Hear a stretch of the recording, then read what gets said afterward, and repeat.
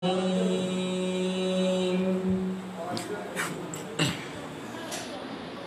الله الرحمن الرحيم الرحمن علم القرآن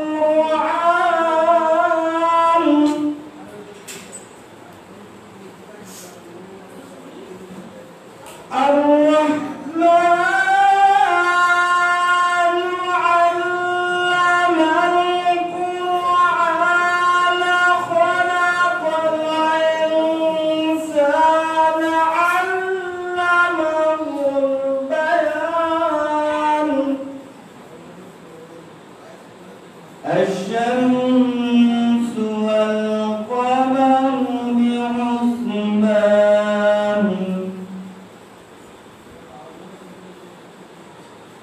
والنجم والشجر يسجدان والسماء رفعها ووضع الميزان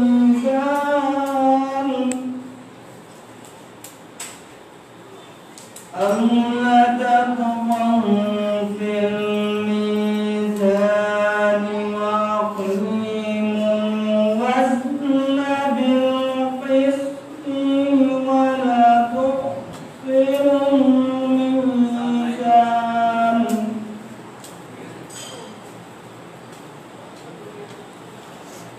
والأرض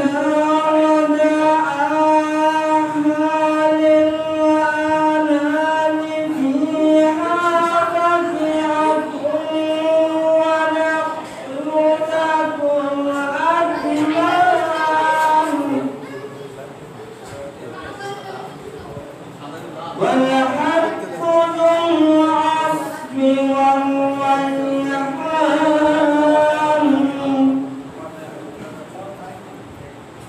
فبأي آلاء ربكما تكذبان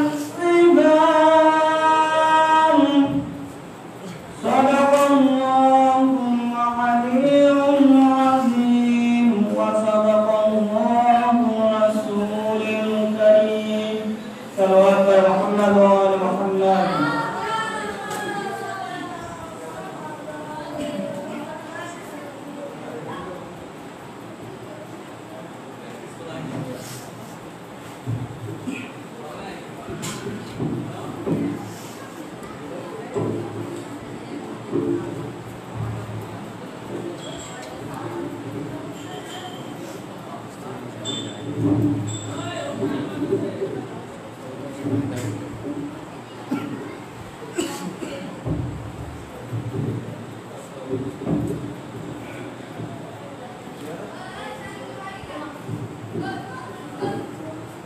फातिहा।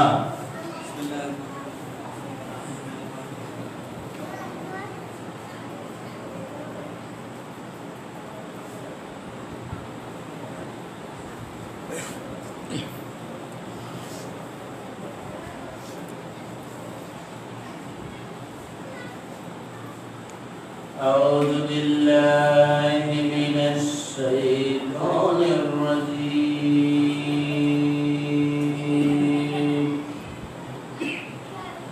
بسم الله الرحمن الرحيم.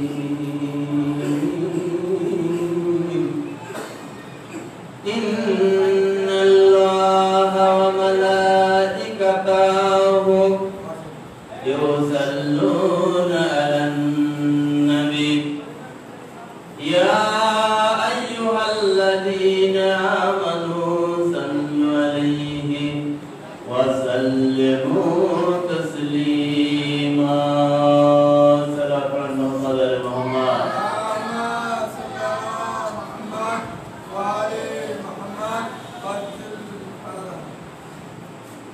بسم الله الرحمن الرحيم. إلهي يميني الله مالك مختار के लिखते पारे भाई नसीहत तार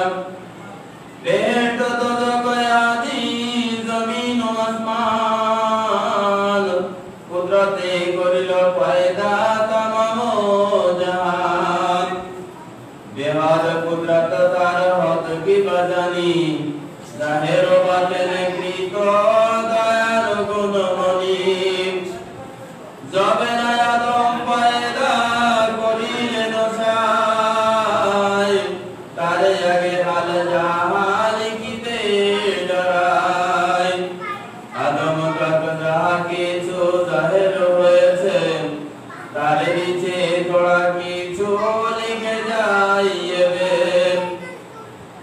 খোদার তারিফ লেখা সাধ্য নাই মোর ভেবে দেখে হেতায় আমি করিনু সবর পয়গম্বর লোক যাহা লিখিতে নারিল আমি কি বাসার তাহা লিখে যাই বলো মোটা ছাড়ে বাদ বুঝিলে মশার এ দোনো জাহানে বিচে সব তারিখ তাহার যবে আল্লাহ বারে তালা কুদরতে অশেষ খেলা করিলেন আপনার ইচ্ছায় আপনার নূর হইতে পয়লাতে মুহাম্মদে পয়দা করে বারিয়াতি মুতায়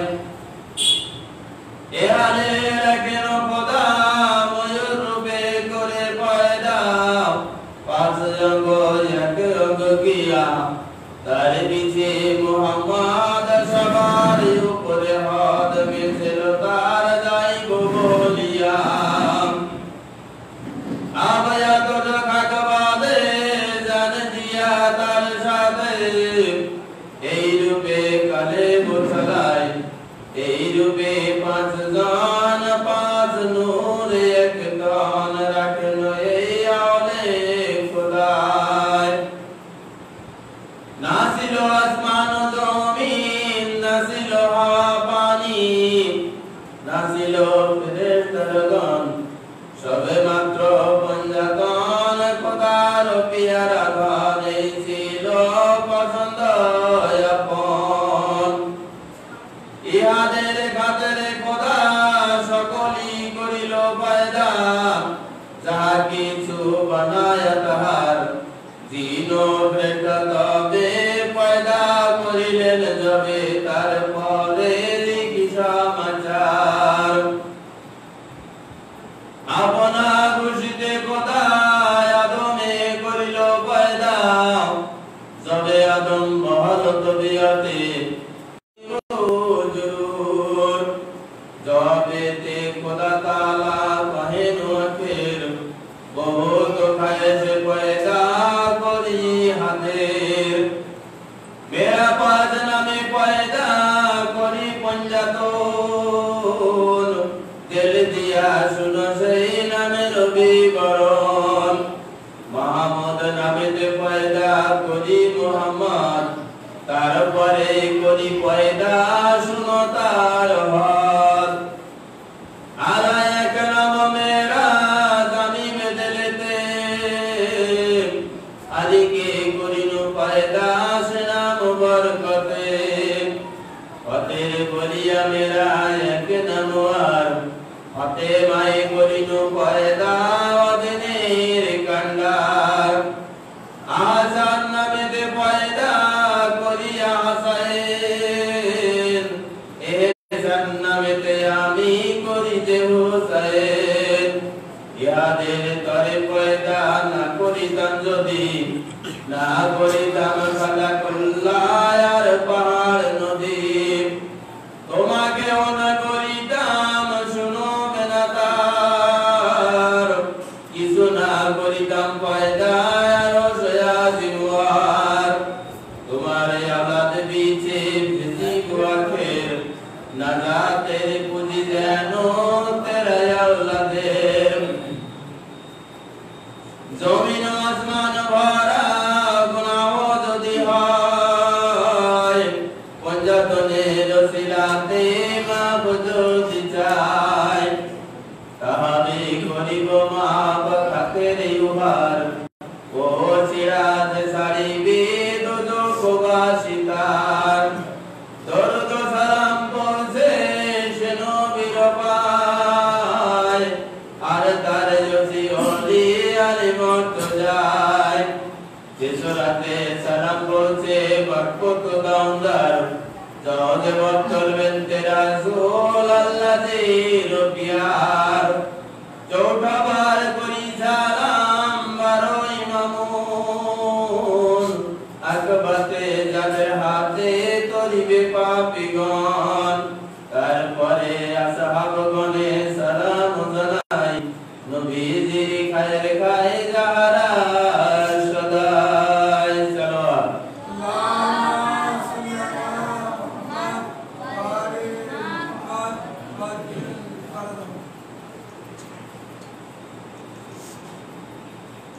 আর বস সালাওয়াত পড়েন মুহাম্মদ আলাইহি মুহাম্মদ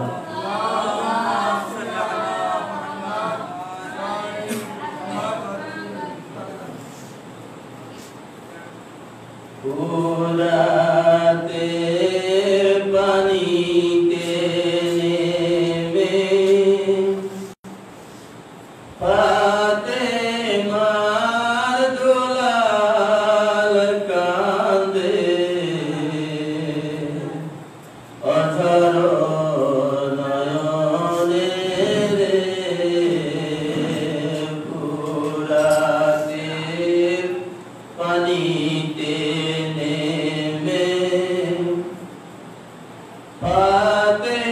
ফাতেমার দুলাল কাঁদে অঝর নয়নে রে পুরাতের পানিতে নেমে দুধের সালস গরালিম এই পানি যাইয়ারে দুশমনের পিঠে বুকে ঘুমালো খুন মেঘে রে পুরা তের পানিতে নেমে ফাতেমার দুলাল কাঁদে অঝর নয়নে রে পুরাতের পানিতে নেমে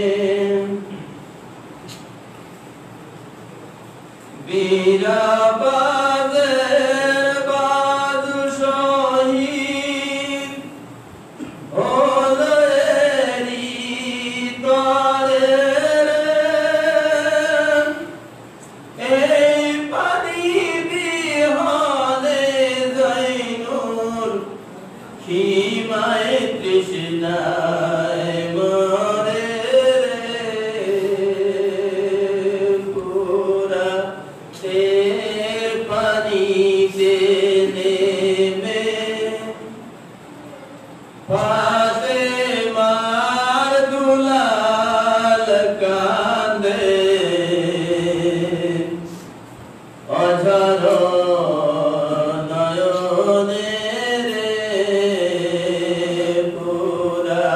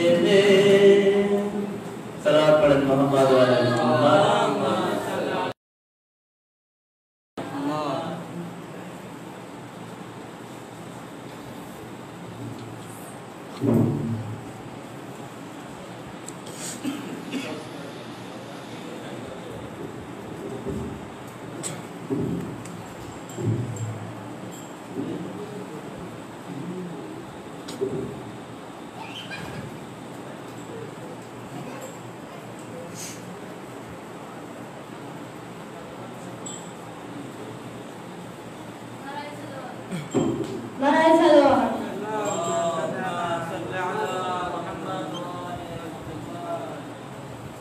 ডুবে যায় সূর্য সন্ধ্যা নামে, হায় আমার আজকাল কোথায় গেলে?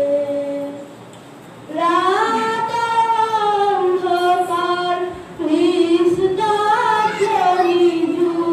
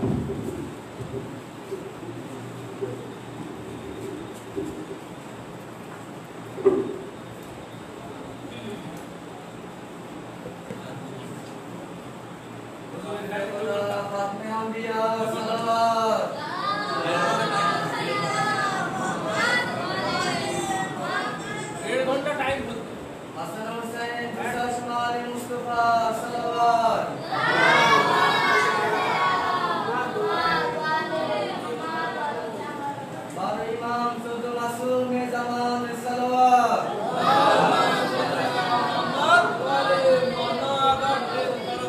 নারায়ে পুষ্প দিয়ে মাওলা আলী ইবনে আবি তালিব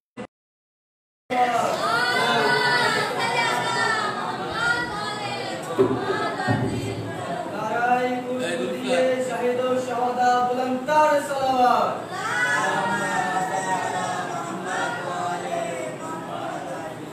নারায়ে আওয়াজে মাউন বুলন্দ সালাওয়াত ফাতিহা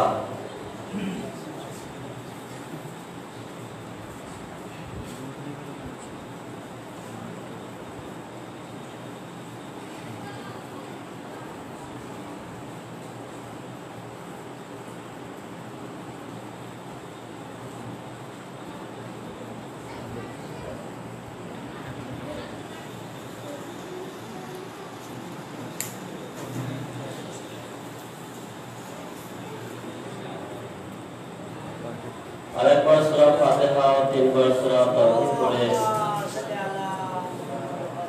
একবার সূরা ফাতিহা তিনবার সূরা তাওহীদ পড়ে যত আহলে বাইত আলাইহিস সালাম মানুষেরা মারা গেছে তারা আত্মার মাগফিরাত কামনা করে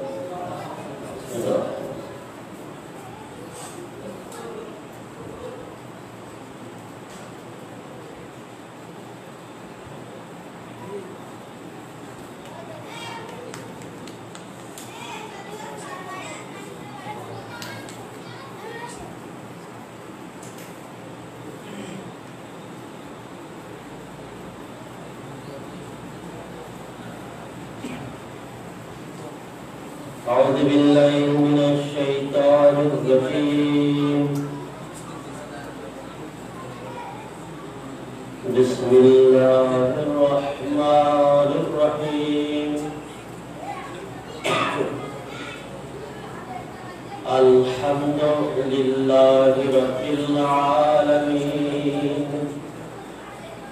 والصلاة والسلام على أشرف الأنبياء والمرسلين وخاتم النبيين سيدنا ونبينا وكتيب مقتنى أبا القاسم محمد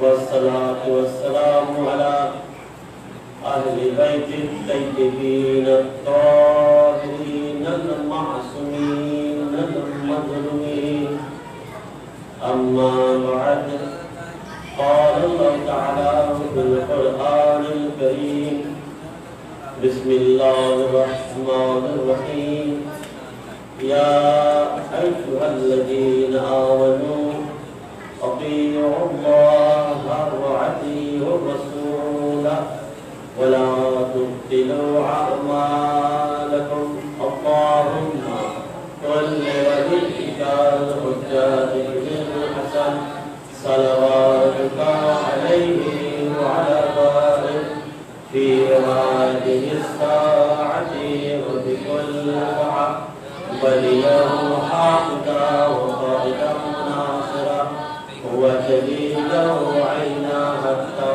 تسكنه أرضك سوعا وتمشيه فيها سبيلا برحمتك يا أرحم الراحمين صلاة محمد على محمد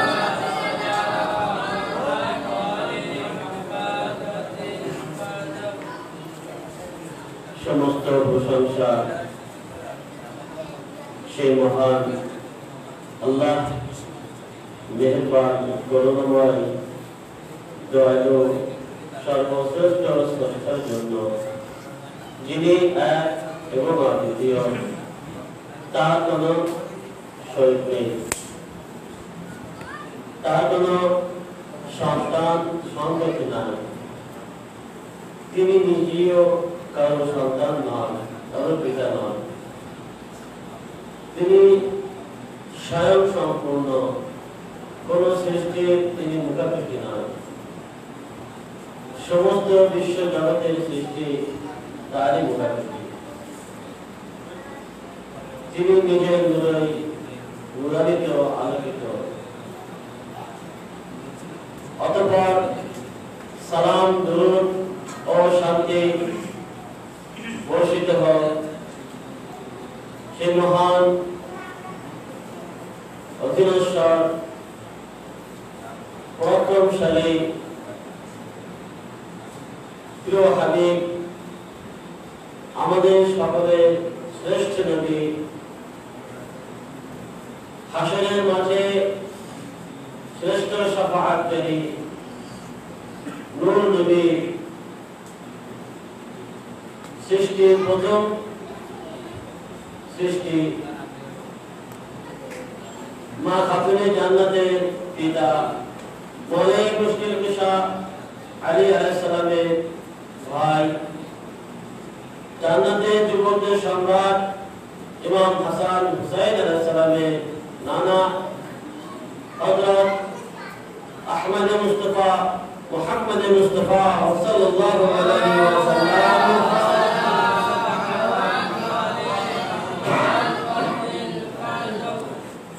এবং তার পাক ও পবিত্র আহলে বাইত আলাইহিস সালামের উপর। উপস্থিত সম্মানিত আজাদারগণ, আজকে মওলা মজলুমে কারবালা, তৃষ্ণার্ত পিপাসিত কারবালা, শহীদদের সম্রাট হযরত ইমাম হুসাইন আলাইহিস সালামের শোক স্মরণে সপ্তম দিন অষ্টম রাত। মুমিনিন, দুনিয়ারি জগৎ জননী নবী নন্দিনী মা খাতুনে জান্নাত হযরত ফাতেমা জাহরা সালাতুল আলাইহা কলিজার টুকরা মজলুম ইমাম হুসাইন আলাইহিস সালাম আর কয়েকদিনের মেহমান। আশা করব এই কয়েকদিন দিন আপনারা ধৈর্যের সাথে আহলে বাইতের সন্তুষ্টির জন্য আল্লাহ রাব্বুল আলামিনের পক্ষ থেকে উত্তম নিয়ামত পাওয়ার জন্য মসজিদে আসবে, মাতম করবে, নামাজ পড়বে। শুধুমাত্র আমাদের ইমাম বেঁচে আছে, তিনি ইমামের মজলুম হুসাইন আলাইহিস সালামের শোকের একমাত্র উত্তরাধিকার। মুমিনিন, এটা ভাবেন আজকের রাতে মওলা আমাদের যুগের ইমাম কারবালাতে নেই, আপনার আমার ইমাম বাড়িতেও আছে। তাই মুমিনিন, নিজেদের কর্মকাণ্ডের দিকে, আচার আমলের দিকে দৃষ্টি দিতে হবে। যাই হোক, আমরা আপনাদের সামনে আল্লাহ রাব্বুল আলামিনের পবিত্র গ্রন্থ আল কোরআনুল কারীম, যা নবীর অবতারের পর থেকে আজ পর্যন্ত কোন পরিবর্তন ব্যতীত, কোন সংস্কার ব্যতীত আমাদের মাঝে হেফাজতের সাথে রয়েছে। এবং অন্যান্য নবীদের গ্রন্থগুলি তাদের অবতারের পর তার উত্তরসূরিরা, তার উম্মতেরা সেটা বিকৃত করেছে। কিন্তু একমাত্র যে কোরআনুল কারীম যা আমাদের কাছে আছে, আল্লাহ রহমানুর রহিম, তিনি বলছেন নাহনু নাযালনা ওয়া নাহনু লাহু হাফিজুন, আমরা এটা অবতীর্ণ করেছি আর আমরা একে হেফাজত করব। সেই কোরআন কারীম থেকে সূরা মুহাম্মাদের 36 নম্বর আয়াত আপনাদের সামনে আমরা আলোচনা করে আসছি। বলা হচ্ছে আয়াতে, ইয়া আইয়ুহাল্লাযীনা আমানু আতিউল্লাহ ওয়া আতিউর রাসূল ওয়া লা তুবতিলু আমালাকুম। হে ঈমানদারেরা, তোমরা আল্লাহর আনুগত্য করো, রাসূলের তোমাদের আমলকে বাতিল করো না, নষ্ট করো না। মুমিনিন, আশহাদু আল্লাহ মুহাম্মদ রাসূলুল্লাহ, ঈমান নিয়ে আসলাম নবীর প্রতি, আমি সাক্ষ্য দিচ্ছি আপনি মুহাম্মদ আল্লাহর রাসূল। এই কথাটুকু বলে কি যথেষ্ট? যদি আমরা তার আনুগত্য না করি, তার দাবিদারি না করি, আনুগত্য কি তার? তিনি যে কথাগুলি, যে বিধান, যে সংস্কৃতি আমাদেরকে দিয়ে গিয়েছে, সে সংস্কৃতির উপরে আমাদের অটুট থাকা, সে সংস্কৃতি, তার সিরাত, তার সংবিধানকে আমাদের মান্য করে চলা, এটা তার আনুগত্য। তাহলে আল্লাহ আর আল্লাহ রাসূলের আনুগত্য করলে, ইতাআত করলে আমরা কি ফল পাবো? আমাদের আমল বাতিল হবে না। সাল্লাল্লাহু আলাইহি মুহাম্মদ আলাইহি মুহাম্মদ।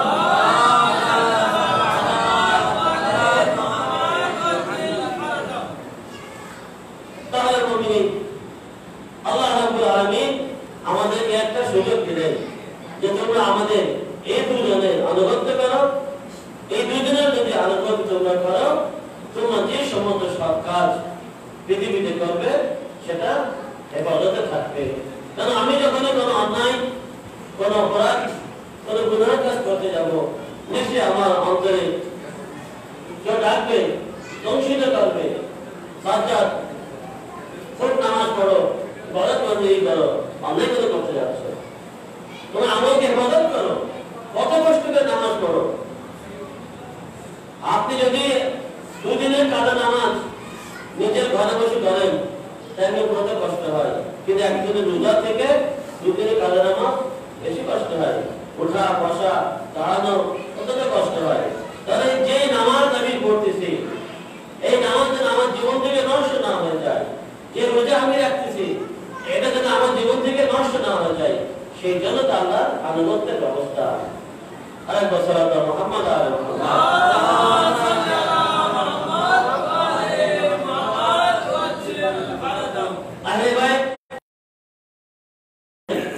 যদি আল্লাহ জান্নাতের লোক আর দোজখের শাস্তির কথা নাও বলতো, তাহলেও মানুষের কৃতজ্ঞতা স্বরূপ আল্লাহর ইবাদত করা প্রয়োজন। কেন ভাই? জান্নাত আমাকে দিবে না, জাহান্নামে ভয় দেখাবে না, তাহলে আমি কেন আল্লাহর ইবাদত করব? এই জন্য যে আপনাকে আল্লাহ রাব্বুল আলামিন সুস্থ একটা শরীর দান করেছেন, চোখ দিয়েছে দেখার জন্য, মুখ দিয়েছেন কথা বলার জন্য, পা দিয়েছে হাঁটার জন্য, হাত দিয়েছে ভালো জিনিস ধরার জন্য। তাই আপনার সম্পূর্ণ একটা জীবন, একটা হায়াত আল্লাহ রাব্বুল আপনাকে দান করেছে। কি আপনাদের মধ্যে চলেছি সুস্থ হবে, পায়ে হেঁটে, অসুস্থ নই, সুন্দরভাবে আমরা হেঁটে এসেছি। এই যে বড় একটি নিয়ামত, এই নিয়ামতের জন্য হলেও আমাদের জান্নাত যদি না দেয়, জাহান্নামের ভয় নাও রাখে আল্লাহ, তবুও আমরা আল্লাহর ইবাদত করা প্রয়োজন। সাল্লাল্লাহু আলাইহি মুহাম্মদ আলাইহি মুহাম্মদ।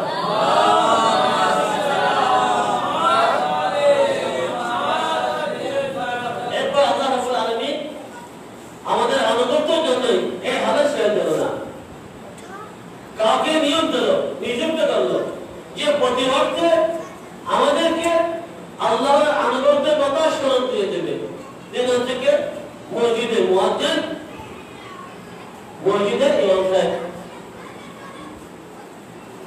ইমাম মুয়াজ্জিন সাহেব আযান দিচ্ছে, আপনাকে স্মরণ করাচ্ছে ভাই কি দরকার ছিল আযানের। মানুষকে এতটুকু জ্ঞান রয়েছে যে এখন আযানের নামাজের সময় আছে, নামাজ পড়েনি না, আপনাকে মসজিদের মিনার থেকে মাইক থেকে আওয়াজ যাচ্ছে যে আল্লাহর আনুগত্যের জন্য মসজিদে আসো আর একসাথে নামাজের জামাত আদায় করো। সাল্লাল্লাহু আলাইহি মুহাম্মদ আলাইহি মুহাম্মদ।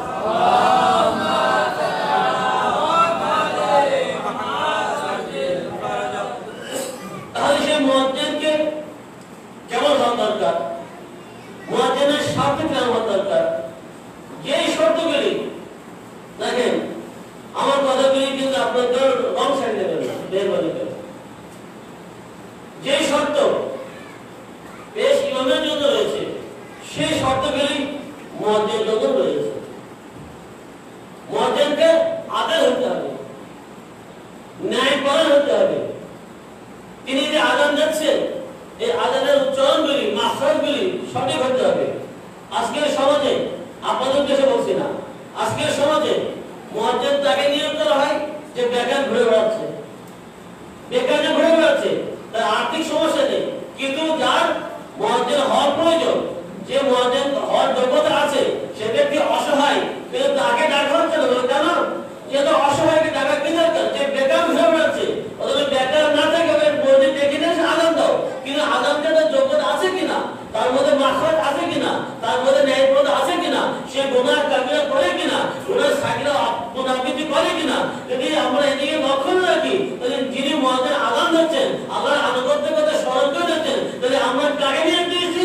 যার ভিতরে আদালত নেই, ন্যায়পরায়ণতা নেই। সাল্লাল্লাহু মুহাম্মদ আলা মুহাম্মদ।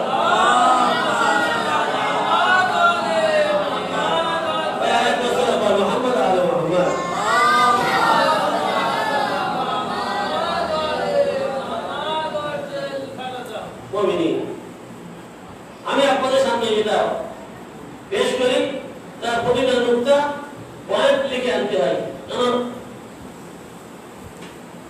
জ্ঞান সাগর থেকে ষোড়শী পরিমাণ বিন্দু জ্ঞান আমি অধম পাপী বান্দা অর্জন করতে পারিনি, যেটা আমি ওলামাদের থেকে শুনি, আগে বলেছি, সেটা নোট করে নিয়ে আসি। আমি আপনাদের সামনে যেটা পেশ করতেছি আমার গাড়িতে সব লেখা আছে।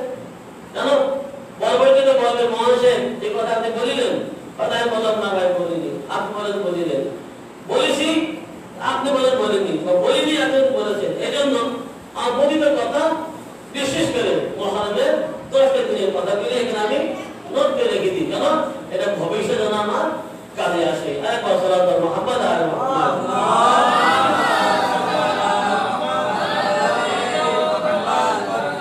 মুহাম্মদের সাল্লাল্লাহু মুহাম্মদ আলা মুহাম্মদ।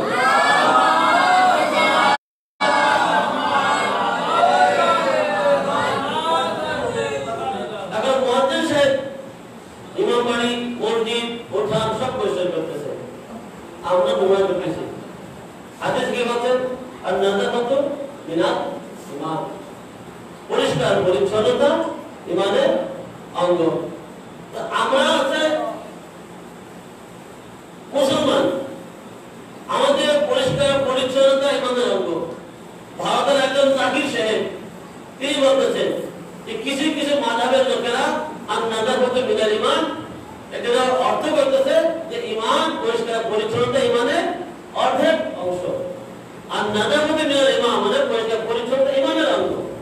কিন্তু দেওবন্দীরা, শাফিঈরা, মালিকিরা, হানাফিরা যত ফিরকা আছে এরা কি বলতেছেন যে আর নাযাফাতু মিনাল ঈমান, তাহলে তাদের কাছে আর নাযাফাতু মিনাল ঈমান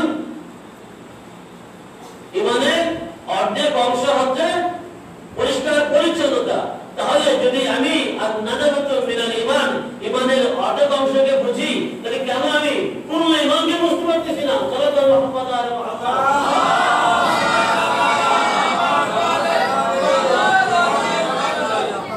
ভাই এই জন্য আমরা পূর্ণ ঈমানকে বোঝার জন্য আমরা আমাদের মসজিদের মিনার থেকে আশহাদু আন্না আলিয়ান ওয়ালিউল্লাহ বলে দেই। কেন? এটা আমাদের ঈমানের পরিচয়। যদি নাযাফাতু মিনাল ঈমান পরিষ্কার পরিচ্ছন্নতা ঈমানের অর্ধেক অংশ হয়, তাহলে আমরা আমাদের ঈমানের পূর্ণাঙ্গ অংশ বোঝানোর জন্য মসজিদ থেকে বলছি আশহাদু আন্না আলিয়ান ওয়ালিউল্লাহ সাল্লাল্লাহু মুহাম্মদ আলা মুহাম্মদ।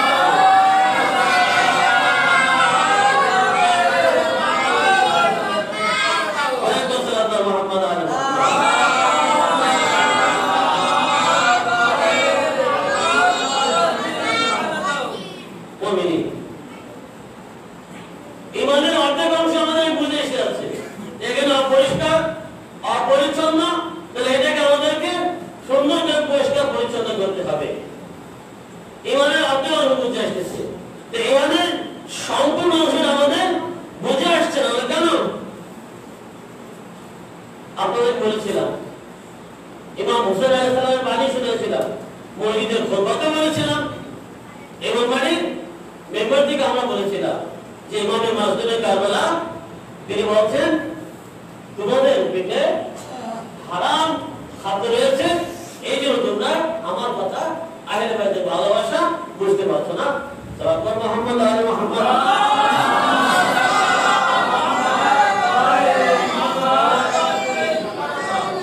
তাহলে আমরা সবাই বলছি আন-নাযারাতু মিনাল ঈমান, আন-নাযারাতু মিনাল ঈমান, আন-নাযারাতু মিনাল ঈমান। তাহলে দেখেন, যদি বলে ঈমানের আরেকটা অংশ কি? পরিষ্কার পরিচ্ছন্নতা। তাহলে ঈমানের পূর্ণাঙ্গ কি? পূর্ণ ঈমান কি? মনালি মুশকিল কুশা। তাহলে মুমিন যেখানে সামান্য পরিমাণ নোংরা থাকে, যে হৃদয়ে সামান্য পরিমাণ নোংরা থাকে, গান্দেগি থাকে, সেই হৃদয়ে মনালি মুশকিল কুশা আলী ইবনে আবি তালিব আলাইহিস সালামের ভালোবাসা প্রবেশ করতেই পারে না। সাল্লাল্লাহু মুহাম্মদ আলাইহি ওয়া সাল্লাম।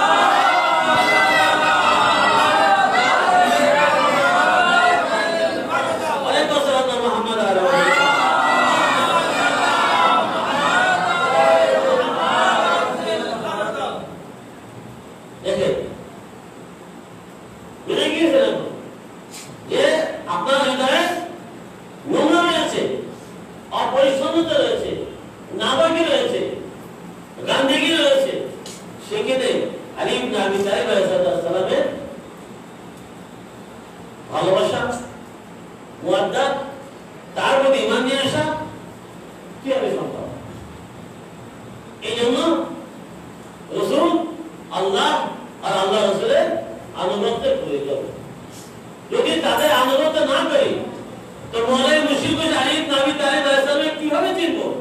ভাই নবীর মাধ্যমে, নবীর আনুগত্য করতে হবে। যদি নবীর কথা না শুনি, নবী যদি বলেন এসো আমার দিকে শোনো, আমি যদি আহকাম না জানি, আমি যদি কোরআন পড়তে না জানি, আমি যদি নামাজ পড়তে না জানি, আমার মসজিদে নামাজ পড়তে আসি, মসজিদে নামাজ পড়তে আসি, ওযুখানাতে এসে ইমাম বাড়িতে এসে মজলিস শুনি, ইমাম বাড়িতে মজলিস শোনার আদব কি জিনিস যে জানা না থাকে, মসজিদে এসে নামাজ পড়া আহকাম জানা না থাকে, ওযু করা আহকাম জানা না থাকে, তাহলে আমার উচিত কি? আলেমদের কাছে যাওয়া, মুবাল্লিগদের কাছে যাওয়া, কি ছাত্র হিসেবে যাওয়া। মহামানুষে যাই না শিখে দিন, যদি ব্যক্তিত্ব হয়ে যায় তাহলে আমি শিখতে পারবো না, আমার জানা নেই। দিদি ছাত্র হয়ে আলেম ওলামাদের কাছে, মুবাল্লিগদের কাছে যাওয়া উচিত। কি মনে রাখবেন, কোন মোবাইলে গেলাম, যদি আপনার একটা প্রশ্ন দিতে পারলো না, আপনি বাড়ি যেতে পারবেন না, আরে যার কাছে গিয়েছিলাম ওরা কিছুই জানে না।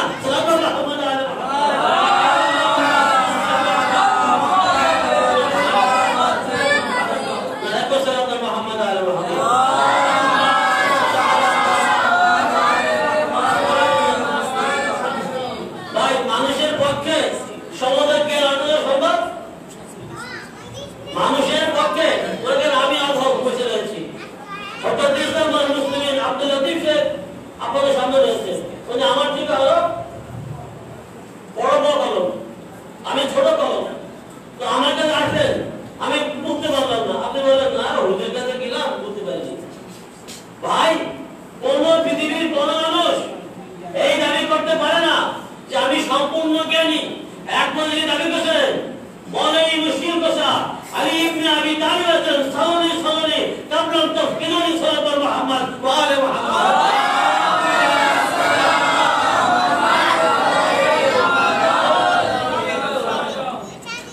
একমাত্র মৌলাই মুশকিল কুশা আলী আলাইহিস সালাম তিনি বলেছিলেন সালানি সালানি কাবলা তাফকিরুনি, জিজ্ঞাসা করো আমার থেকে।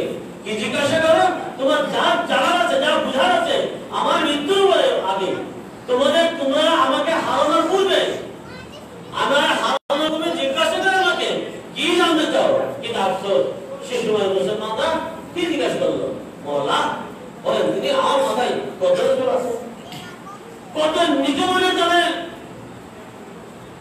ধ্যান ধারণা ছিল, কে জিজ্ঞাসা করছে নির্লজ্জ ভাবে। মওলা বলেন তো আমি যে মন ত্যাগ করেছি সেই মনের স্বাদ কেমন হয়? চিন্তা করতে পারে অত ছাড়া নির্বোধ মূর্খ না হলে এরকম প্রশ্ন কেউ করে? যার সামনে সবাই জানে জানা মাজালুল ইলম আলিয়ুম বাবুহা সাল্লাল্লাহু মুহাম্মদ আলাইহি ওয়া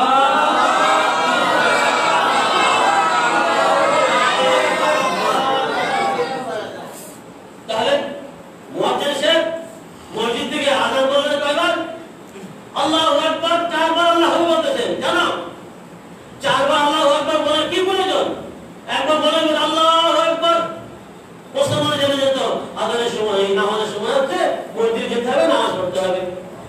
আল্লাহ আকবার অর্থ এটাই যে তুমি যখন বাড়ি থেকে আসছো তোমার সমস্ত আত্মহংকার গর্ব সবকিছু বাসায় রেখে আল্লাহর ঘরে এসো সালাত করবো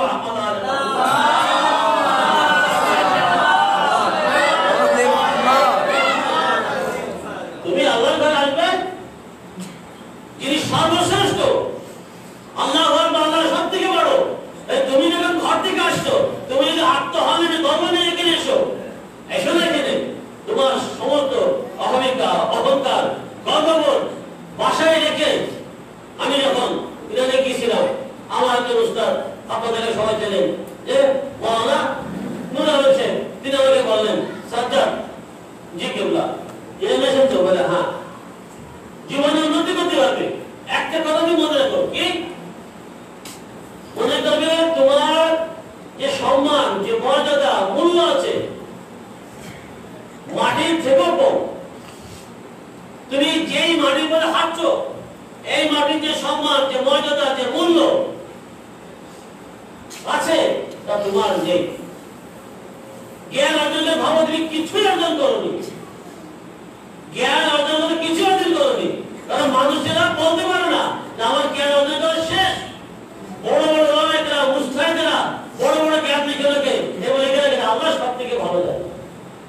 এত বড় মুস্তাহিদ এত বড় আলিমদের ফাকি আহলে বাইত আলাইহিস সালাম তারা নিজের হিসেবে রাখেন যে আল্লাহ সব থেকে ভালো জানেন, আমি কিছুই জানি না। এত কিছু লেখার পরে তো এই জন্য বলা হচ্ছে আপনি যে মাঠে কোথাও হাঁটছেন এই হাঁটার সময় বুঝতে হবে যে মাটির যে মূল্য আছে, যে সম্মান আছে, যে মর্যাদা আছে আপনার বিন্দু মাত্র নেই। কারণ আপনি তো মাটির তৈরি, আপনি মাটির তৈরি, আবার আপনাকে মাটিতে নিয়ে যাওয়া হবে। তাহলে মলাই মুশরিক সামনের মুমিনিন আলী ইবনে আবি তালিব আছে বলতে রে আদমের সন্তানেরা তোমরা কিসের অহংকার না বাকি শেষ হয় না বাকি আত্মহংকার কিসের তোমাদের সাল্লাল্লাহু মুহাম্মদ আলা মুহাম্মদ।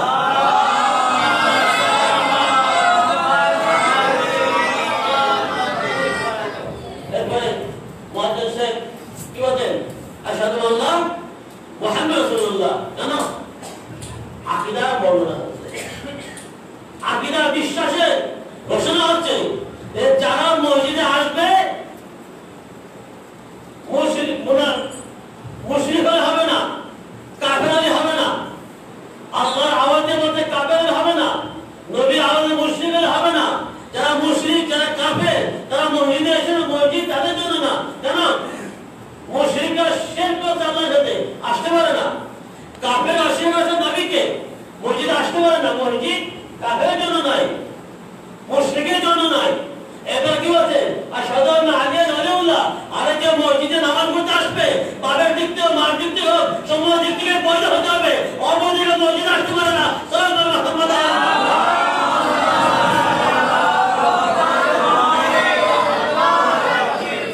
পিতৃকুল বলেন মাতৃকুল বলেন মামাকুল বলেন আশহাদু আন্না আলিয়ান ওয়ালিউল্লাহ বলছো।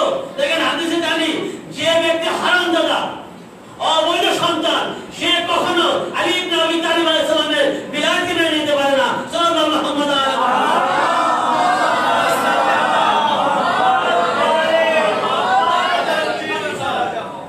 যারা আহলে বাইতের বিরুদ্ধে অত্যাচার করে, যারা আহলে বাইতের বিরুদ্ধে মুখে উচ্চারণ করে আহলে বাইতের বিরুদ্ধে কথা বলে, যারা আহলে বাইতের বিরুদ্ধে তলোয়ার ধরে স্পষ্ট তারা প্রত্যেকটি কারবালায় যারা ছিল, যারা ইমাম হুসাইন আলাইহিস সালামের বিরুদ্ধে তলোয়ার ধরেছিল, ওরে মুশরিকদের বিরুদ্ধে তলোয়ার ধরেছিল, হাসানের মুস্তাফাকে বিস্ফোরণ করেছিল, মা খাদিজার জান্নাতের ঘরের দরজায় লাথি মেরেছিল। প্রত্যেকটি উম্মত যা ছিল তারা আহলে বাইতকে করতে কাঁদিয়ে তারা সকলে ওরা বুঝতে না সাল্লাল্লাহু মুহাম্মদ আলা মুহাম্মদ।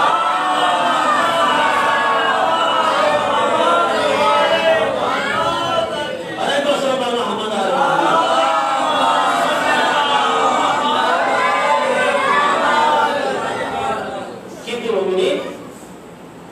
নামাজের জন্য মুয়াজ্জিন সাহেব আপনাকে আমাকে আহ্বান করছে, ভাই নামাজে এসো, নামাজের সময় হয়ে গিয়েছে, আত্মহংকার ভুলে এসো, মুশরিক মুনাফিকরা এসো না। আবার সেটা কি বলতেছে আল্লাহু আকবার লা ইলাহা ইল্লাল্লাহ। জানো আযানের শুরুতে দেখে শুনিনি কি বলতেছে, খেয়াল করিনি। আবার বলেছে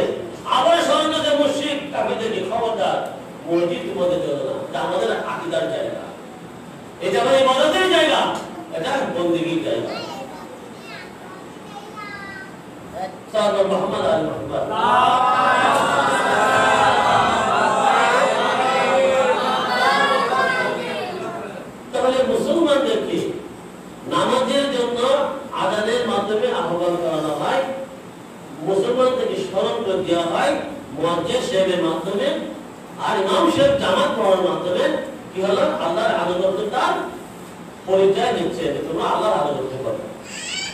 মুসলমানদের আওয়াজ করতেছে আজানের মাধ্যমে, এটা আল্লাহর একটা করুণা। তিনি আমাদেরকে এইভাবে শিখে দেন নাই, তোমরা আনুগত্য করো। ইমাম হুসাইন আলাইহিস সালামের মজলিসের জন্য ফেসবুকে ব্যানারে হোক মাইকে হোক কখনো কিন্তু কোনো শর্ত রাখা হয় না। ইমাম হুসাইনের আহ্বানের জন্য করা হয়, কোনো শর্ত রাখা হয় না। সে যদি নবীকে মানো তো মসজিদে আসো, আল্লাহকে মানো মসজিদে আসো। কিন্তু ইমাম হুসাইন আলাইহিস সালাম মজলিসে কোন দেখে না পর্যন্ত এই মুশরিকদের হুসাইনের মজলিসে এসো না, এই কাফেরদের মজলিসে বাইতে এসো না, এই মুনাফিকদের নিয়ে বাইতে এসো না। বলাতে কি যদি মানুষ হয়ে থাকো, যদি মনুষ্যত্ব থেকে থাকে তাহলে ইমাম হুসাইন আলাইহিস সালামের মজলিসে আসো, সালাম পড়ো মুহাম্মদ আলাইহি।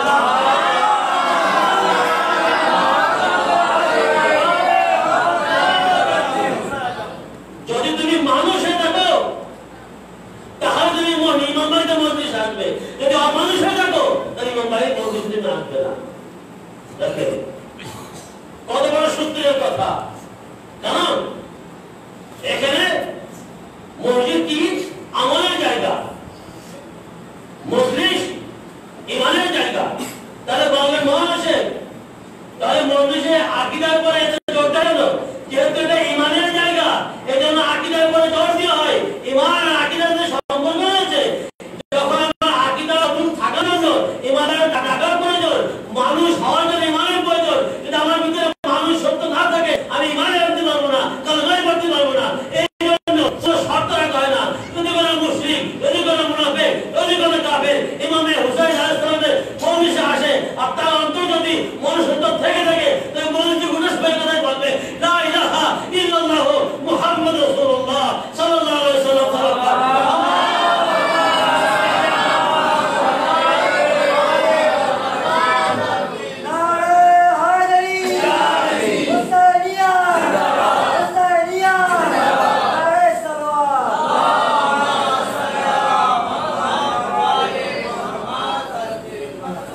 নাকি ভাই বুঝেছেন? ভাই আমার কথা ক্লিয়ার? যদি বুঝতে না পারেন রিপিট করবেন। মহানসে আপনার কথা বুঝতে পারতেছে না, যদি বলেন যে জোর হয়ে যাচ্ছে কথায় বলেন বলিনি আজকে ইনশাআল্লাহ আগে সময় আছে। যেটা আমাদের মৌলানা নামদার এসে দুপুরবেলা মজলিস পড়ছেন, ওনার বলাটা একটু আমাদের খুশি গিয়েছে। মজলিস আমার পড়া আছে দুপুরে, বলে আপনি দুপুরে পড়ান, আমি ইনশাআল্লাহ রাত্রি আছি। ঠিক আছে রাত্রি আমার ডিউটি তোমার করতে হবে, 7:30 থেকে 9টা, 9 থেকে 10টা পুরো ডিউটি তোমার। ইনশাআল্লাহ ওই দিন চিন্তা হবে না, অতটা সময় আমাদের নেব না। তবে মজলিস এটা আবেগের জায়গা, এটা মানুষ মজলিসের জায়গা। আপনি যদি সবাই একটু বেশি দিন তা আমাদের জওয়ান ভাইরা মন ভরে আমাদের করতে পারবে। নিশ্চয়ই যুবকদেরও লক্ষ্য রাখা উচিত কি এমন যদি না হয় সারা 10টা 11টা 12টা মতো মজলিস খতম করলাম, দোয়া পড়লাম, বাসায় যে হোয়াটসঅ্যাপ ফেসবুকে থাকলাম রাত ভর, পরে নামাজ আমার কাছে গেল। এই মজলিসের কোনো অর্থ নেই। আপনি নিজে আমাদের হাত রাখেন, আপনি নিজে আমাদের হাত রাখেন যে আমি মওলানা হুসাইন আলাইহিস সালামের আদায়তে এসেছি। আগে বলি এখনো বলছি, আমরা বলবো আমার আপনার আপনার সবিতার থেকে কোন সাধারণ লোক বলে তাকে মেরে দেবে। হ্যাঁ বেটা নিজে নামাজ পড়ো না, আমাকে ওসব করতে এসেছো। তো হুজুর মুবাল্লিগ আলেম উলামা এরা বলবো আপনাদেরকে, আমাদের বরণের জন্য আমাদেরকে আল্লাহ পাক রব্বুল আলামিন আহলে বাইতের মাধ্যমে নিযুক্ত করে নিয়েছেন। মওলানা আমজাদ আলী, আব্দুল মওলানা আব্দুল লতিফ শেখ, অথম হাকিম, নিকৃষ্ট বান্দা সাজ্জাদ, এরা আপনাদের সামনে এসেছে আপনাদেরকে আল্লাহ আল্লাহ রাসূলের আনুগত্যের কথা বলে দেওয়ার জন্য যে কিভাবে আল্লাহ আনুগত্য করতে হবে। আমি সাবেদারি করলাম, তার পরিবর্তন করলাম, মজলিস মাদন করলাম, কিন্তু এমন টাইম ঘুমালাম তখন হোয়াটসঅ্যাপ ফেসবুক দেখতে দেখতে আমার ঘুম এসে গিয়েছে, ফজর হয়ে গিয়েছে যে 8টা বাজে আপনার নামাজ বাদ দিয়ে গেছে। ইমাম কারবালার হুসাইন আলাইহিস সালাম আপনাদের আগে যেটা করলেন মেনে নেবে? রাসূলের পারিশ্রমিক দুই আগে বলেছিলাম কত সহজ ধর্ম আমাদের। বলেছিলেন আমাদেরকে যে পূর্ববর্তী নবীদের যুগে বাসায় নামাজ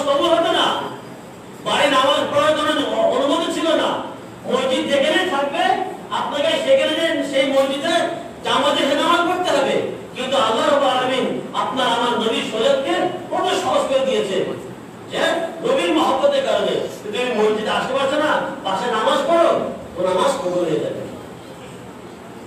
এত সহজ করার পরেও আমাদেরকে নামাজ পড়ি না। মজলিসে আমরা 1 থেকে 1.5 ঘন্টা 2 ঘন্টা মসজিদ মাদন করতে পারতেছি, কিন্তু জামাতের সময় আমরা মসজিদে এসে মাত্র 20-25 মিনিটের জন্য থাকতে পারতেছি না। তাহলে আমাদের মসজিদ কি আকীদার সাথে হচ্ছে? আমাদের মাদন আকীদার সাথে হচ্ছে নাকি প্রফেশনাল হয়ে গিয়েছে? আমাদের বাণিজ্যিক হয়ে যাবে এটাকে, নাকি লোক দেখানোর জন্য করে ফেলেছি, নাকি মসজিদে আসতে হবে মহরমের চাঁদে আসছি?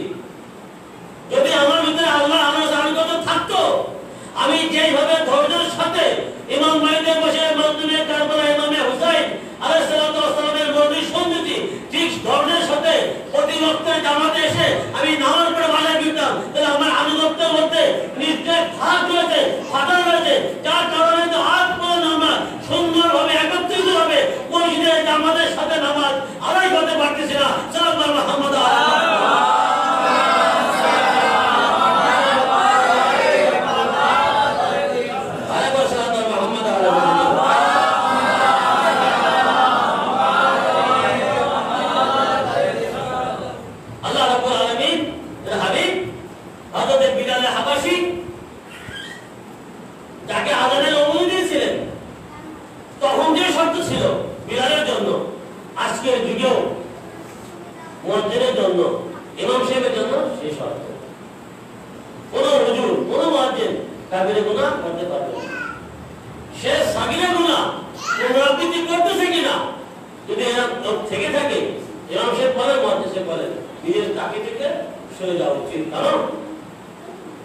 আমি যদি পুনরাবৃত্তি করবো না করতে সাকিনা কোনো ছোট না আর বড় বড় যদি করতে থাকি, আমি যে নামাজ আপনাদের পড়াচ্ছি আপনাদের সাথে, আপনার নামাজ হচ্ছে না, কারণ আমার কারণে আপনার নামাজ হয়ে যাচ্ছে, আমার আমলের কারণে আমার নামাজ নষ্ট হচ্ছে, আপনার নামাজ নষ্ট করতেছি। তাহলে হাসনের মাঠে আপনাকে তো হাফিজা করতে হবে না, কেন 8 বছর যাবত হুজুরের পিছনে নামাজ পড়েছি, হুজুর হাতে ছিল না, নেফরন ছিল না, গুনাহগার ছিল, ওরা কাবিরা করতো, ওরা সাকিরা বারবার করতো, যদি সেই হুজুরে নামাজ পড়েছি, আপনারা কেউ জানেন আমি কি গুনাহ করতেছি, কিন্তু আমার ইমানের দায়িত্ব, যদি আমার দ্বারা গুনাহ হয়ে যায়, মসজিদের গুনাহ হয়ে যায়, সেই মসজিদকে, সেই মানুষকে এই মসজিদ থেকে চলে যাওয়া উচিত, নচেত তার হাসনের মাঠে সমস্ত মুসলিমদের দায়িত্বভার তাকে নিতে হবে। সাল্লাল্লাহু মুহাম্মদ আলাইহি ওয়া সাল্লাম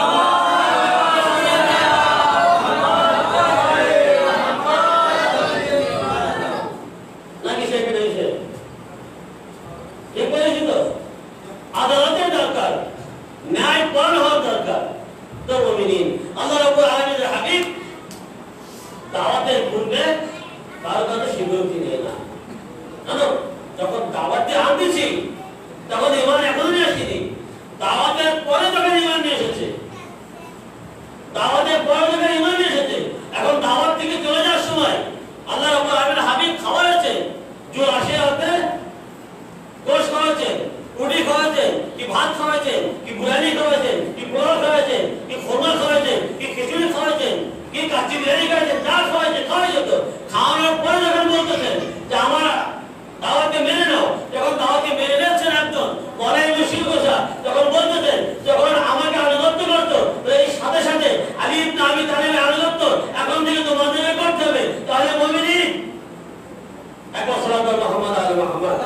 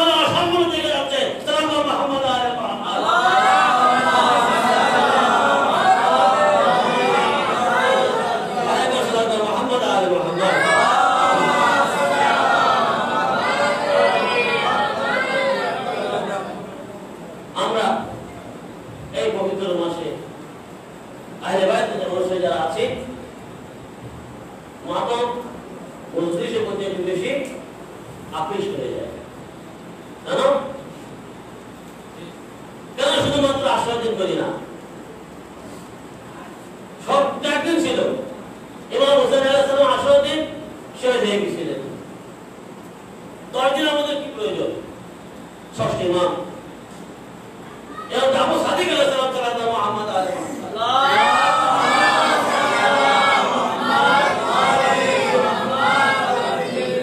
তিনি বলছেন যখন মুহররমের চাঁদ উদয় হয় ফেরেশতারা ইমাম হুসাইন আলাইহিস সালামের রক্তমাখা জামাগুলি নিয়ে আসমানে উড়াতে থাকে। এই জন্য আমার অনুসারীরা প্রথম মহরম থেকে 10 মহরম আসর পর্যন্ত শোক দিবস পালন করে। কিন্তু আমরা যে শোক দিবসে হাজির হচ্ছি এই 10টা দিন শুধু কিছু না, এই 10টা দিনে কি বলো, এই 10টা দিনে কি আকিদা বিশ্বাস, বাকি দিনগুলো আমরা কোথায় করে যাচ্ছি? এই জন্য প্রতিপক্ষ বলে, সমাজে অন্য মানুষে বলে শিয়া মাজার লোকেরা খালি মহরম মানবী করে, ইসলামের সাথে মহরমের কি সম্পর্ক? আপনি কি উত্তর দেবেন? আপনাকে বলা হলো তোমরা খালি মহরম মানব করে কেন, ইসলামের সাথে মহরমের কি সম্পর্ক রয়েছে? কি উত্তর আছে আমাদের? দিতে পারবে কোন উত্তর? না কোনো জানার উত্তর কিন্তু এভাবে বলতে পারে আল্লাহ রাব্বুল আলামিন হযরত দাউদ আলাইহিস সালামকে কণ্ঠ দান করেছিলেন, সুর কেন দিয়েছিলেন? দাউদ আলাইহিস সালাম ইসলামে এসেছিলেন। দিন একটাই, আদম আলাইহিস সালাম থেকে নিয়ে নবী মুহাম্মদ মুস্তাফা সাল্লাল্লাহু আলাইহি ওয়াসাল্লাম পর্যন্ত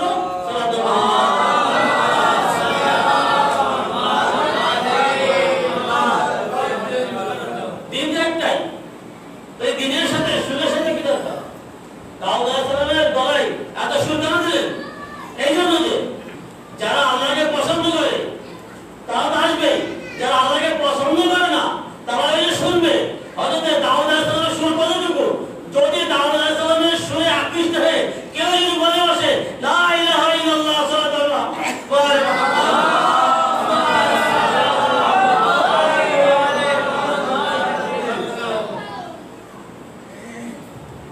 আলমদিন ফাকিহ আলমাই আল্লামা রাজি তিনি ইমামের পরের বেশি বিশাল বাণী নাহজুল বালাগাকে একত্র করলেন, নাম দিলেন কি? নাহজুল বালাগা। আজকে নাহজুল বালাগার নাম দেওয়ার কারণে শুধু শিয়া মুসলিম নয়, সারা বিশ্বের জ্ঞান পিপাসুরা নাহজুল বালাগার গবেষণা করছে। কেন? এটা গণ্ডির মধ্যে নেই। যদি নাহজুল হাদায়া লিখে দিতেন আল্লামা রাজি তাহলে এটা মাযহাব ভিত্তিক হয়ে যেত, এটা সারা বিশ্বের জ্ঞান পিপাসুরা গবেষণা করতো না। তো আল্লামা রাজি বুঝে ছেড়েছিলেন যদি নাহজুল হাদায়া লিখে দিই তাহলে শুধু মাযহাবের লোকেরাই মুসলমানরাই গবেষণা করবে, আর যদি নাহজুল বালাগা লিখে দিই সারা বিশ্বের জ্ঞান পিপাসীরা মৌলানা মুশরিক বিশাল পানি তুলে নিয়ে আলোচনা গবেষণা করতেই থাকবে। সাল্লাল্লাহু মুহাম্মদ আলী মুহাম্মদ।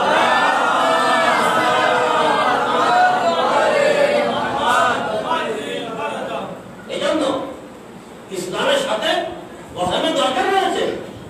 আরে মহরমের এসেছিল তো বিধায় ইসলাম জীবিত হয়েছে। দাউদ আলাইহিস সালামের ঘরে সুর ছিল, যারা দাউদের শত্রু ছিল তারা কিন্তু দাউদের ঘরের পিছে এসে কোরআন তেলাওয়াত শুনত, তার কিতাব শুনত। নবী মুহাম্মদ মুস্তাফা সাল্লাল্লাহু আলাইহি সাল্লামের আবু জাহেল, আবু লাহাব, আবু সুফিয়ান এরা নিয়ম করলো কেউ মুহাম্মদের ঘরে দৃশ্যমান আসবে না, মুহাম্মদ যখন কোরআন তেলাওয়াত করবে কেউ শুনতে আসবে না, তার সুরে খুব জাদু আছে। কিন্তু তখন রাত হয়ে যেত, আবু জাহেল এক পাশে, আবু লাহাব ঘরে আরেক পাশে, এদিক ওদিকে ডাকতো, কেউ আসছে না তো, কে যাচ্ছে না তো, আমি মুহাম্মদের সুর শুনতে এসেছি। নবী সুর এতটা সুমধুর ছিল যে নিয়ম করার পরেও মুশরিক কাফেররা বিধান করলো নবীর মুহাম্মদের সুর শোনার জন্য কেউ তার ঘরের দৃষ্টিকোণায় যাবে না। কিন্তু রাতের আধার হলে আবু জাহেল, আবু লাহাব অন্ধকারে দুজন দুর্বল থাকতো। আবু লাহাব জানে আবু জাহেল আসেনি, আবু জাহেল জানে আবু লাহাব আসেনি, দুজন দুই দিকে। এবার পিছ হচ্ছে আর দেখছে কেউ আসেনি তো কি হলো, আসলে পিছনে দুজনের পাছার সাথে দুজনের হলো, আরে জাহেল তুমি, আরে লাহাব তুমি, তবে নিয়ম হয়েছে। আরে ভাই মুহাম্মদ সাল্লাল্লাহু আলাইহি ওয়াসাল্লামের আদতাই আমি ভাই ঘরে থাকতে পারিনি, এই জন্য শরীরের সাথে ইসলামের দরকার আছে, এই জন্য ইসলামের সাথে মুহররমের সম্পর্ক রয়েছে। সাল্লাল্লাহু মুহাম্মদ আলী মুহাম্মদ।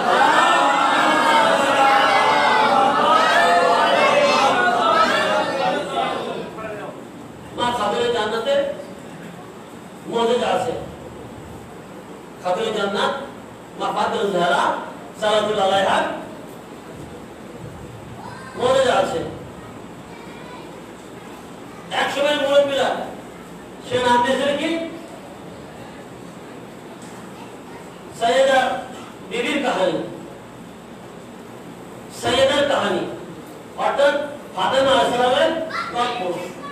যদি আমি আগে থেকে জিজ্ঞাসা করলাম কেবলা এই যে সৈয়দার কাহিনী মা ফাতেমা আলাইহিস সালামের কাহিনী আসলে কি সত্য একটা জিনিস, তিনি উত্তর দিলেন দেখো সাজ্জাদ, এটা সত্য না মিথ্যা আমি কিছু বলতে পারবো না, যেহেতু এটা মা ফাতেমার সাথে সম্পর্কিত। এখন যদি বলি সত্য না আমি গুনাহগার হয়ে যাবো, যদি বলি সত্য সত্য না হয় তুমি গুনাহগার হয়ে যাবো। যেভাবে এনেছে এইভাবে থাক।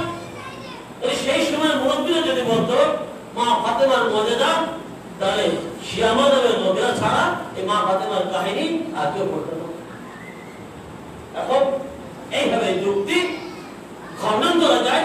যারা জিজ্ঞাসা করবে ওই মুহররমের সাথে ইসলামের কি সম্পর্ক, আজ সব দুঃখের মাসে 8 রাত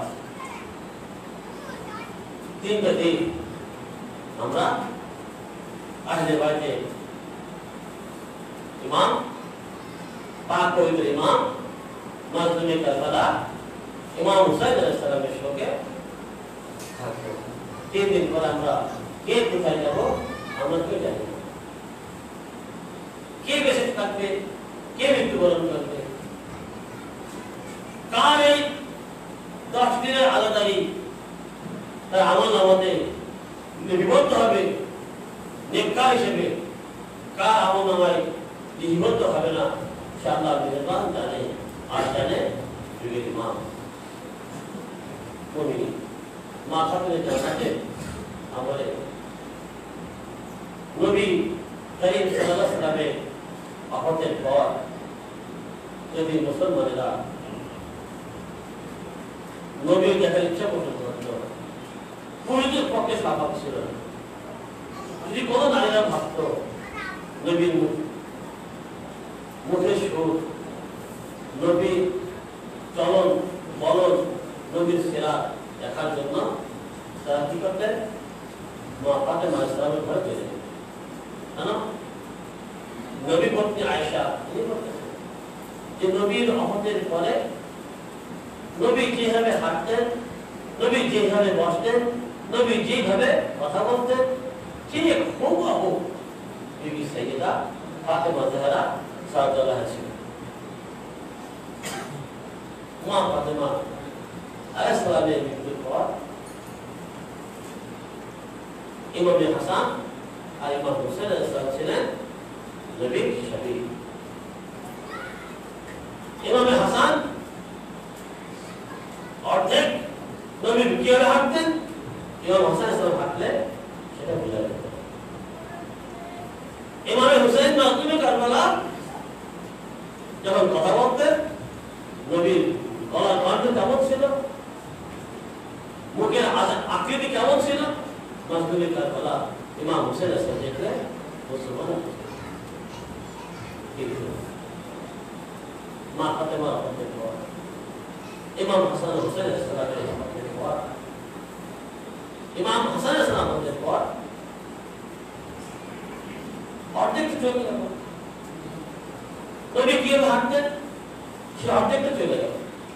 কিন্তু আল্লাহ আরেকটা নিয়ামত ইমাম হুসাইন আলাইহিসসালামকে দিলেন, হযরত আলী পাক। হযরত আলী আলাইহিস সালাম হযরত আলী আকবর ছিলেন শাফিঈ রাসূল, খুব আবুল নবী, উনি কিছু না সম্পূর্ণ 100% হযরত আলী আকবর সাহেব ছিলেন নবী যেভাবে চলেন, নবী যেভাবে কথা বলেন, যেভাবে শুনেন, যেভাবে বসেন, হযরত আলী আকবর ঠিক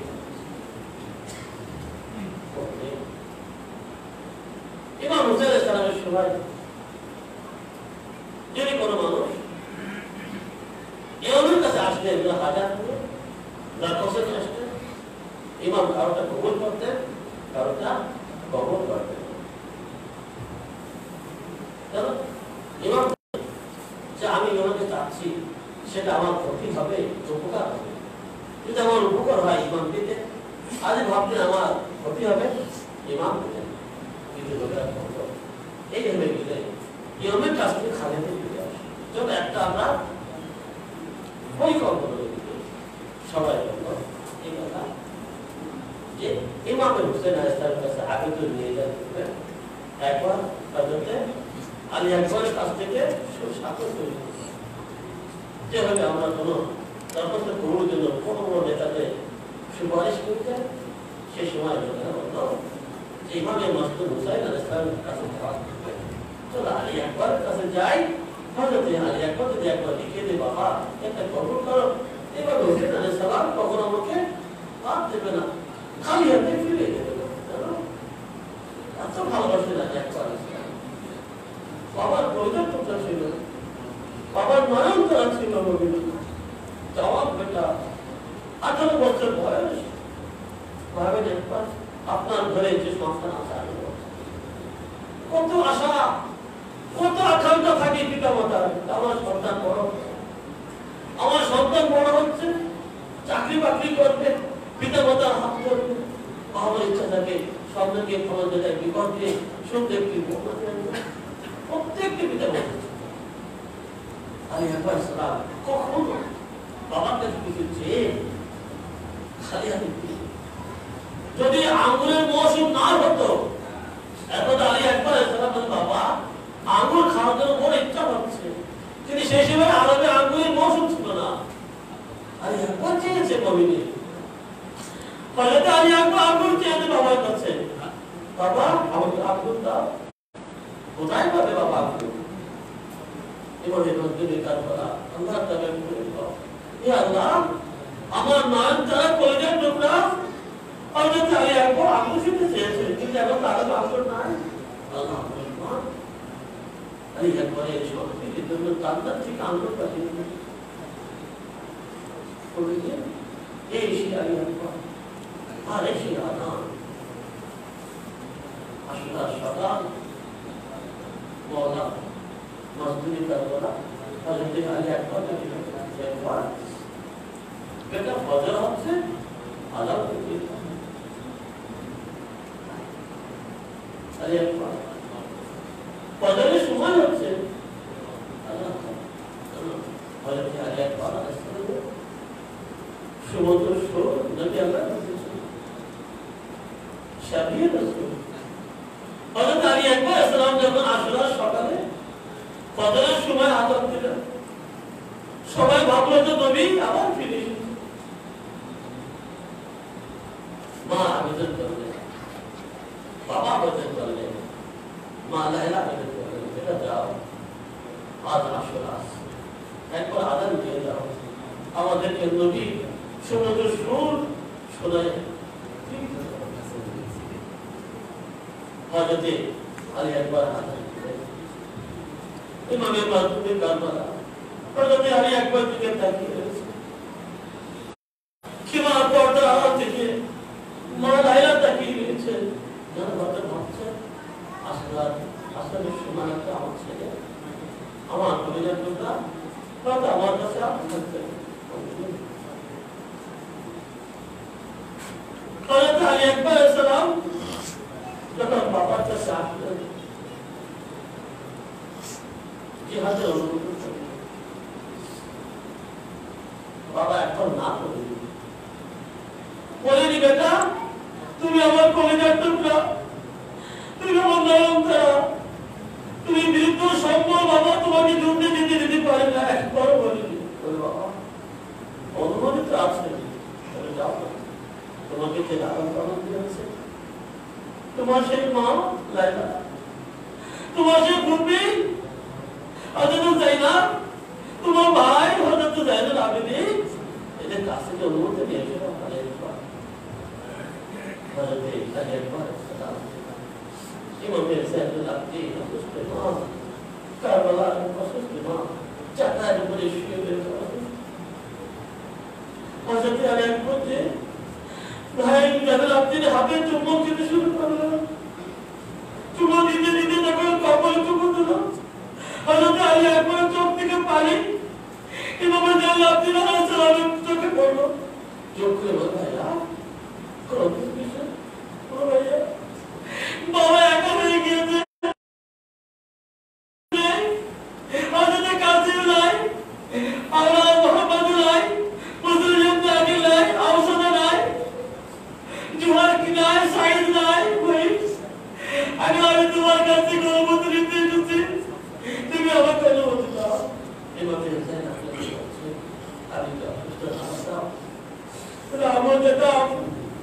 তোমাকে রেখে আমিও যেতাম। একবার হযরত আলী আকবর সালাম ভাইয়ের কাছে রওনা দিয়ে সেবাতে আসলেন। সেবাতে এসে ভাইকে ঢোকে জায়গাতে খারাপ আয় হাতে দাদা বেটা কোন সাথ ছিল তোমাকে, অনেক সব বলে গেছি তোমাকে নিয়ে যাচ্ছ যাও, কিন্তু একবার মা কাছে যাও, মা কাছে যাও, মা বাবা অনুমতি দিয়েছে, ভাইয়া অনুমতি দিয়েছে, কবি আম্মা অনুমতি দিয়েছে, মা বাবা তোমার কাছে সে বিদায় দিতে এসেছি। বলে রাখো কোন মা কোন সন্তান অনুমতি দিতে পারে। মার কলিজা ছিঁড়ে যাচ্ছে, হৃদয় টুকরো টুকরো হয়ে যাচ্ছে, আমি বছরের জওয়ান মৃত্যুর জন্য অনুমতি দিয়ে এসেছে, কোন মা সহ্য করতে পারে? বলে বেটা আমি তোমাকে কিভাবে দিতে পারবো? ওরা ছাপা যান মা তো অনুমতি দিও না, কিন্তু এই কথাটা বলো কালকে আসলের মাঠে কিয়ামতের মাঠে যদি আমার দাদি ফাতেমা জিজ্ঞাসা করে লায়লা আমার কবিতার টুকরা রোজায় জয় হয়ে গেছিল, তোমার বেটা আলী একবার জীবিত ছিল, মা দাদির কথাই কি করতে পারে? মা গো তোমার বলো, আমার তুমি বলো না দাদি এই কথা তুমি কি উত্তর দেবে? যাকে যাতার পিছনে লালন পালন করেছিল আমার দাদি সে শহীদ হয়ে গেল, আর তুমি যাকে ভালো করে পালন করেছ সে জীবিত রয়েছে।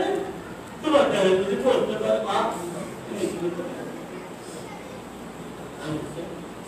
আমি একবার কথা বলার পর মা বেটা বেটা খোদা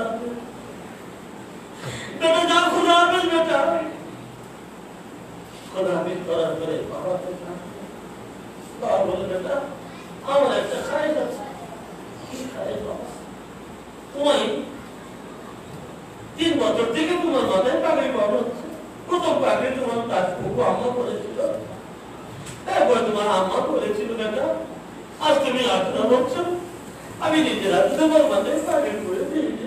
তোমার মেয়ে 14 বছরে মরা, 18 বছরে আমি একবার মরা থেকে অনেক নাম্বার, আজ আমি একবার হাঁটু কেটে বলছে মাথা নাচতে করে বলো বাবা আপনার খায় খাতে পূরণ করুন। আর ওদিনে জানে মহলা বাবা বলছে মাসুরে কারবালা যখন আলী একবার পাগড়ি পড়াচ্ছিল একটা একটা প্যান দিয়ে, আর বলছিল ইন্না লিল্লাহ ওয়া ইন্না ইলাইহি রাজিউন, ইন্না লিল্লাহ ওয়া ইন্না ইলাইহি রাজিউন। বলে বাবা এই কথা কেন বলছেন? বলে বাবা কিন্তু পরে তুমি বলো হযরত আলী আকবর সালামের মাথায় পাগড়ি পরিয়ে যুদ্ধে বিভাগ করিয়ে মহলা মুসলিম আপনিও কবিদের কলিজা টুকরা ইমাম মানতে হুসাইন আলাইহিস সালাম ঘোড়া পিঠে সওয়ার একটু আস্তে আস্তে চালি একবার পিঠে দেখতে দেখতে তাকাই তাকাতে একবার যতক্ষণ বন্ধ শহীদের গান্ধী শহীদের না পৌঁছা যুদ্ধে না পৌঁছা পিঠে তাকাতে তাকাতে যেও, আর আমি তোমাকে দেখতে থাকবো। ঘোড়া আস্তে আস্তে যাচ্ছে, আমি একবার তাকাচ্ছে, আস্তে আস্তে যাচ্ছে, আমি একবার তাকাচ্ছে, একবার ঘোড়া জোরে ছুটতেছে, বলা এভাবে উঠে জোরে ছুটে যাচ্ছে, যত জোরে ঘোড়া দৌড়াচ্ছে তত জোরে বলা উঠে দৌড়াচ্ছে। একবার থেমে গেলে বলে বাবা আর আসবেন না বাবা, এ বাবা বাড়ি ফিরে যান। বাবা বাবা বাড়ি ফিরে যাও বাবা, আর আসতে হবে না। আবার যুদ্ধের মাঠে গেলেন, যে বললেন দেখো আমার বাবার নাম হুসাইন, আমার দাদার নাম সিরাজে খুদা মাওলা মুশকিল কুশা, আমার দাদি মা ফাতেমা, যে মা ফাতেমা বাবাকে দাদা পিছে পাঠিয়েছে, আমি তার সন্তান, আমি সিরাজে খুদার সন্তান, আমি তার পোতা। দেখো তোমাদের কাছে এসেছি। আরে কে আছে আসো না, আমার সাথে যুদ্ধ করতে চাও, কে তোমার চালাতে চাও? কবিরে কেউ রাজি হচ্ছে না, সে আমার সন্তান। একবার আমি একবার সালাম যখন কেউ যখন আসছে না, আমি একবার সালাম নিজে হামলা করে বসলেন, এমন হামলা করলেন, হামলা করতে করতে বড় পিপাসার কথা মনে পড়েছে।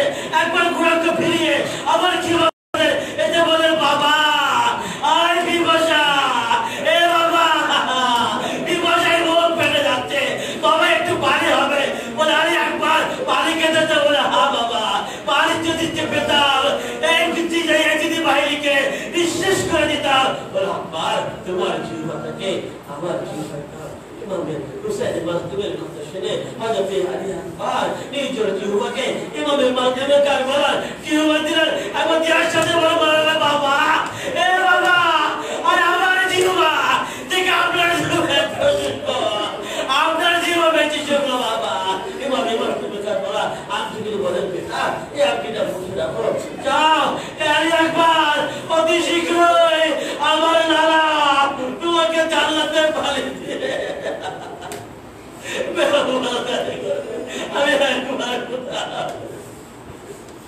আলী আকবর খোদা হাফেজ মুমিনিন। আলী আকবর আলাইহিস সালাম আমার জিহাদের মাঠে এসে আবার আহ্বান করলেন। এবার আহ্বানে কেউ সাড়া দিল না। আবার আলী আকবর আলাইহিস সালাম আবার হামলা করে বসলেন। ইবনে জিয়াদ বললেন এইভাবে নয়, চতুর্দিক দিয়ে ঘিরে ধরো। আর মুমিনিন একজন এজিদি বাহিনীর সেনা একটা লাই জ্বালিয়ে আলী আকবরে আলী আকবর ঘোড়ার দিকে পড়ে গেল। আওয়াজ দেয়নি, কারবালার প্রতিটা শহীদ আওয়াজ দিয়েছিল এই বাবা সাহায্য আসো। কিন্তু আলী আকবর একবারে বলিনি এই জন্য ও ভেবেছিল জওয়ান বেটা বীরত্ব বিধা দেখতে পারবে না। একবার বলতে বাবা এসো না বাবা, আলী এসেছে, আমার দাদা এসেছে মদিনার দিকে, রাসূলুল্লাহ এসেছে।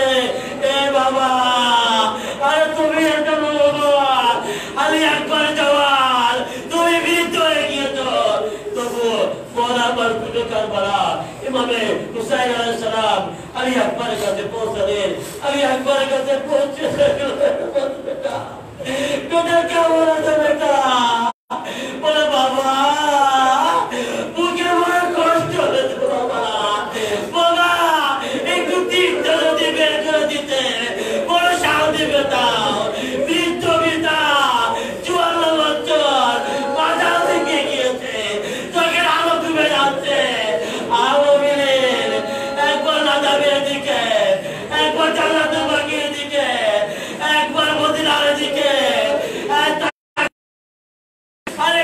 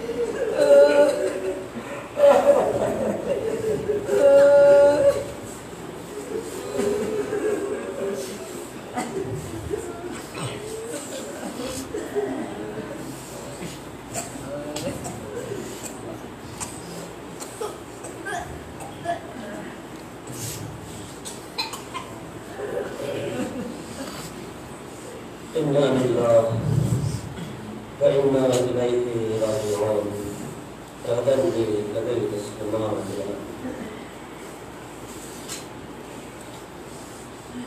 पालने वाला अहले बैत खालके कियामतेर माठे আমাদের সবাইকে আমাদের আমাদের মওলার সাথে হাজির হওয়ার তৌফিক দান করুন। আমরা এতদিন দেখা দিচ্ছি আমাদের চোখের পানিকে মা সৈয়দা ফাতেমা জাহরা রুমানে যারা তারা তৌফিক দান করুন। কাল হাজারের মাধ্যমে আমাদের চোখের পানি যেন আমাদের সাফাত করে যেন মওলা মাধ্যমে কারবালার জান্নাতে থাকার তৌফিক দান করুন। পরদিগার বিশ্বের মানুষ আজ বড় বিপদের মুখে আমাদের সবাইকে এই করোনা ভারতের হাত থেকে আপনি হেফাজত করুন।